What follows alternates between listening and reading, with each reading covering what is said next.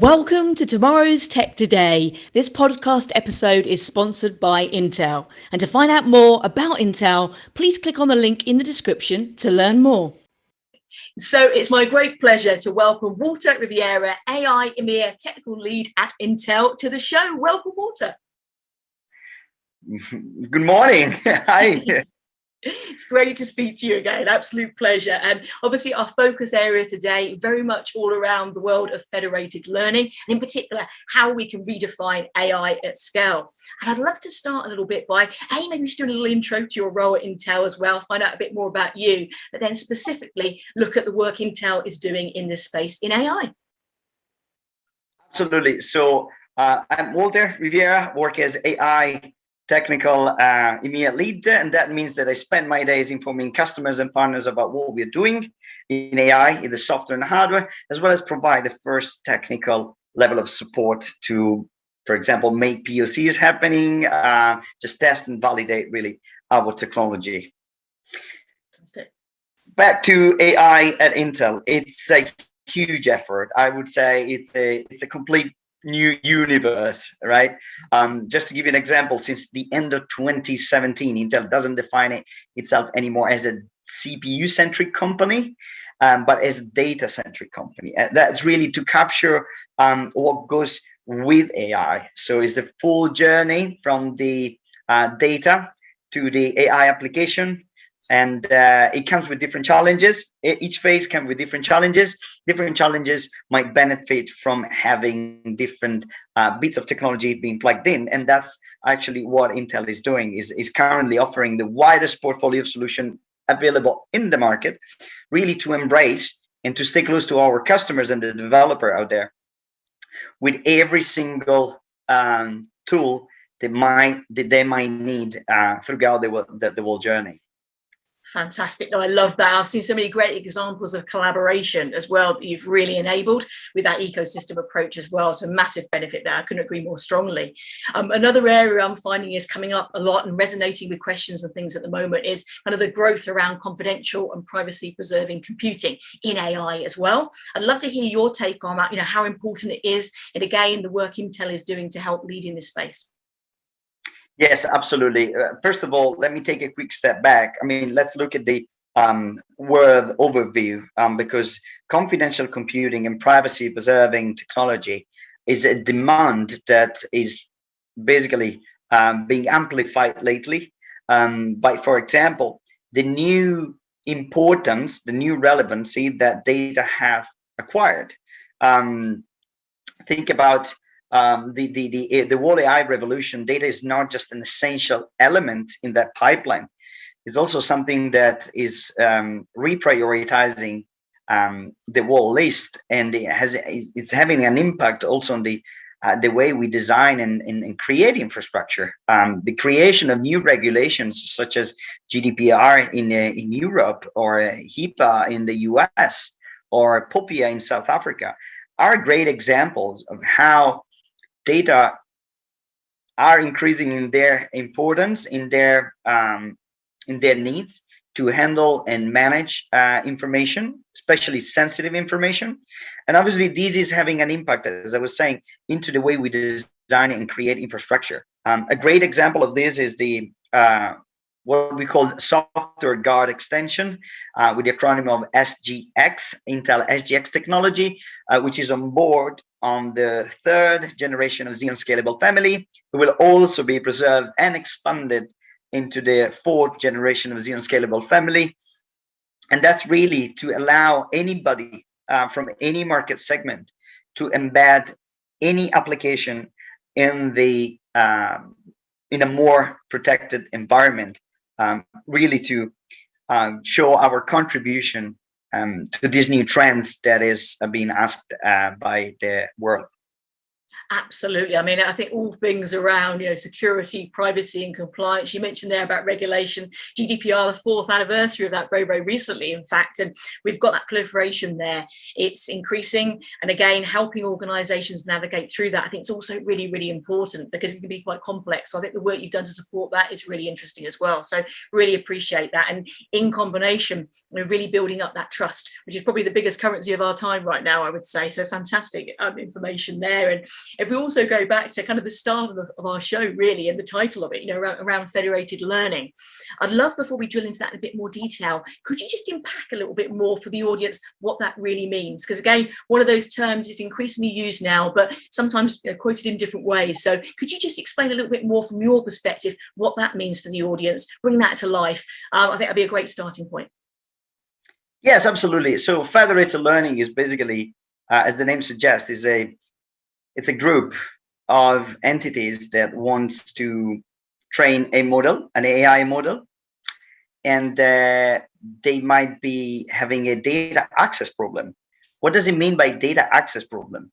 It's either data which are located in different parts of the world, different infrastructure, and for which cloning the data into a gigantic unified infrastructure midway from all the participants is just not doable, because perhaps data are protected. So you can't really clone, you can't really move them away from where they were collected and stored. Or another example is what we actually have worked on with NASA.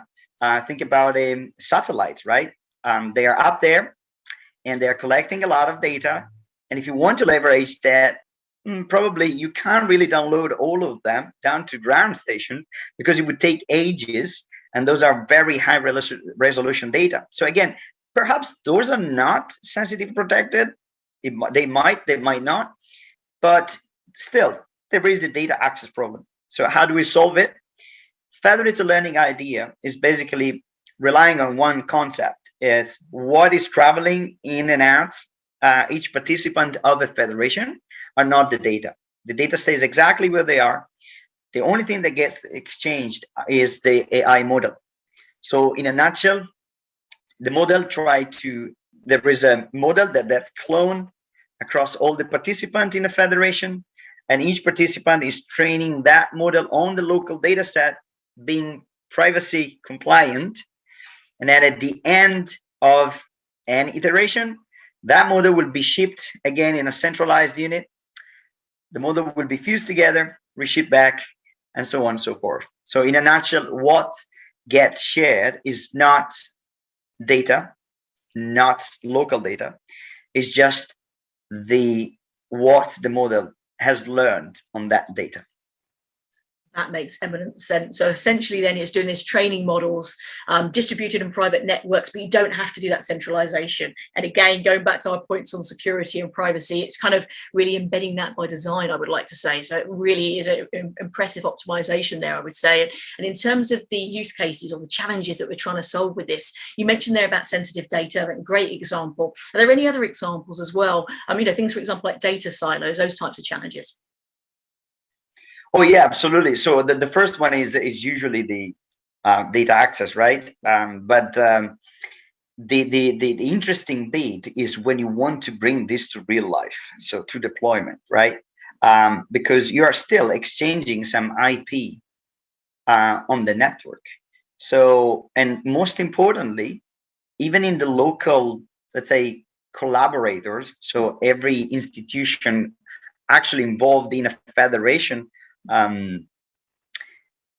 every collaborator needs to somehow add and increase the level of protection of what they're doing, because it's in the benefit of all. It's not just their self. So in this case, technology like SGX can be the great ally, because people can deploy the whole training and protect the model while it's being trained. So at execution time, thanks to this technology, we've listed out what are the needs to make federated learning happen in real life. And we think there is three aspects: confidentiality, attestation, and validation. Confidentiality is the property of being able to decide, having control on who are the people and the parties involved in a project that can actually access some content. So avoiding exposure to non-authorized third parties. Attestation is basically the ability to list down and get a record of who is involved in the federation and who is not. And validation is the ability to validate and check that whomever has joined the federation is actually who claimed to be. So these three can all be implemented and reached through, for example, a lie like SGX. Fantastic. Love that. 3 pillars. I always like to talk in pillars. That's brilliant. And I wonder if we could bring to life some more examples of this in use as well. So you already mentioned about NASA. I love that. Love that example. And I know they have a frontier development lab, for example. But I also believe you're doing some work with, for example, Penn University. Could we explore those in a bit more detail? Because again, I love to kind of bring the impact of federated learning to life. I think it'd be a great way to do that. Oh yes, absolutely. I mean, with the University of Pennsylvania, we've been doing a lot of great efforts. Most of our jobs are all published in Nature and other top conferences. The most remarkable one, I believe, is the world's largest federation up to date, involving more than 71 clinical institutions distributed across the 6 continents. So really worldwide efforts, and that is what is making my eyes like sparkling, because it's really a technology that is advancing the state of the art in an unprecedented way, like it was never able, nobody was ever able to do before. And so involving in accessing that amount of knowledge to train a model on brain tumor segmentation, for example, that's one of the example and experiments that we performed. I think it's really important and is going to be really impactful for the good of everyone. Amazing. I mean, again, when we talk about sensitive data, our health can't get any more sensitive than that. And the work you're doing to support that is absolutely incredible. So as a cause, very, very close to heart. So thank you very much for sharing that. And I spoke with one of your colleagues a few weeks ago as well, and kind of the rise of personalized medicine, etc. too. So a great example of that in action. I'd love to kind of mention one kind of segue to this as well. So to get the most of these opportunities, awareness, education absolutely is key, and the narrative around this. Have you ever had any challenges when you're talking to other people, in terms of ecosystem partners, people who might be considering using this type of technology in the future, when you're discussing federating learning and making sure that message gets across? Have you had any challenges there, or has that been quite seamless? Well, currently the most advanced research centers are already kind of familiar with the concept. Our mission is, of course, supports pretty much everyone, right? Regardless to where they are in their journey. If there is a need for education, we are there to support. There's going to be efforts with in the top conferences where we're already delivering workshops and customer level. So it depends really on the customer needs, and we are pretty much ready to support them in any stage of the pipeline. What's important is our effort in enabling the community and educating on the subject. So while education, it's about the concept, it's research is an open world, so everyone can access multiple sources, and the internet is just amazing for that. There is an additional effort that we've put there, and which is totally free of charge to any users and developers out there. To get closer to this concept, we've released OpenFL, which is Open Federated Learning. It's a tool. It's completely free. It's publicly available and open source on GitHub. Anybody can contribute to that.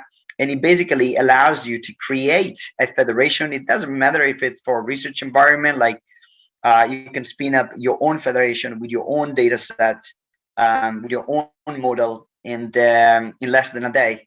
And there are also video tutorials in case the documentation is already out there. But helping people is never kind of a finite limited number of steps. So if anybody wants to find out more, we also have a lot of recording videos and video series accompanying them throughout the all steps. to play with the tool. But hey, it's already there and published. Love it. I love that. I always say education and tech go hand in hand. So I always love to give a bit of a shout out around that, because again, sometimes, when you look at potential barriers to adoption, and people, examining, is this something good fit for our organization or whatever, if you haven't got that facilitation piece in place where you've got trusted partnerships, you've got somewhere to go, where you can get access to that information and work together, those complementary strengths, that can always be a barrier. So it's wonderful that you're really leading the way in that. And I'd already had a bit of a look at those resources myself. I thought they were excellent. So yeah, I wanted to give a bit of a showcase to that, because it makes such a difference, I think. I'd love to maybe throw in one final question as well, if I may. Kind of future scanning a little bit. So if we were looking ahead, and we've brought to life some use cases already, but if we go forward, let's say 5 years, or take it, reframe that if you want to, that's not a problem at all. But what do you think that landscape for federated learning will look like as we move ahead? What new use cases, we're not even thought of yet, do you think we could be going to? What can we look forward to? What would you recommend for people when we're looking ahead here? Yes, absolutely. Great question. I mean, very, very easy example that is close to me, because I'm currently in Italy, so that's part of EU. Think about EU, right? Right now there is this effort to really get together as a union, and that means that each country belonging to the EU will have their own government infrastructure at some point, public sector infrastructure. Well, that needs to stay somehow private because it belongs to a specific nation. But at the same time, you must expect that country to collaborate at some level with other countries, either within the EU, but even outside, right? Let's not put limits. Well, that collaboration can actually be implemented as a federated learning use case. Thinking about the police department, they might want to collaborate in sharing the learning from their own data set without sharing the data sets. Think about hospitals. If we want to go bigger, what about if all the hospitals in the world would agree in taking part to the world largest federation to train a model to detect COVID? I mean, we've learned, unfortunately, this disease is coming up in different shapes and forms and in different areas of the world. And by the time one is spotted, maybe it's already too late because it's already propagated elsewhere. So the ability to reach that information in a ZIC and make that available and immediately recognizable by an AI model on the other side of the planet, I think it's going to be beneficial for everyone. But it goes beyond healthcare. It goes beyond public sector. It can really apply to anybody that has a data access problem. Banks, financial institutions are already employing, developing and deploying federated learning solution as we speak. Retail, they might have one big brand, might have offices and stores in different parts of the world, but still they might collect data about the users and they want to profile and to improve their service they offer. Still, they can do this in a totally privacy compliant environment thanks to federated learning. If I have to look at it from a philosophical perspective, I would say it's really the time to go together. It's that famous quote, if you want to go far, go. If you want to go fast, go alone. If you want to go far, go together. I think this is exactly the digital version of that quote. Federated learning is what can take humanity far away. I love that. What a great way to end it. That's fantastic. You reminded me actually of the HPC consortium as well, that initiative that brought different organizations together. So including Intel, other tech companies, universities, citizen scientists, etc., all coming together for a common goal. And that kind of sharing, that co-creation, collaboration you were discussing there with that vision of healthcare that you were describing. I absolutely love that.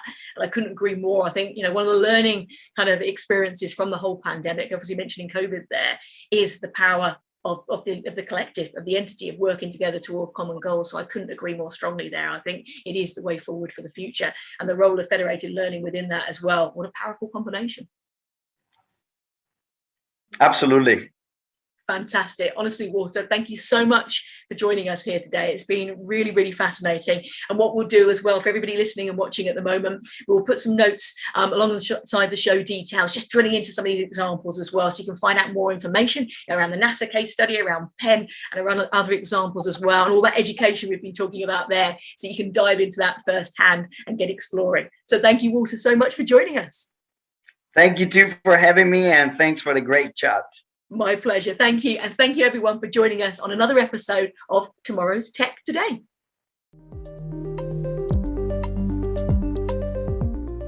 Thanks for listening to this episode of Tomorrow's Tech Today. If you enjoy what we're doing, please subscribe to us and leave a review. It really means a lot. You can also follow us on Twitter and Instagram and see more behind the scenes video footage on YouTube. Thanks for listening.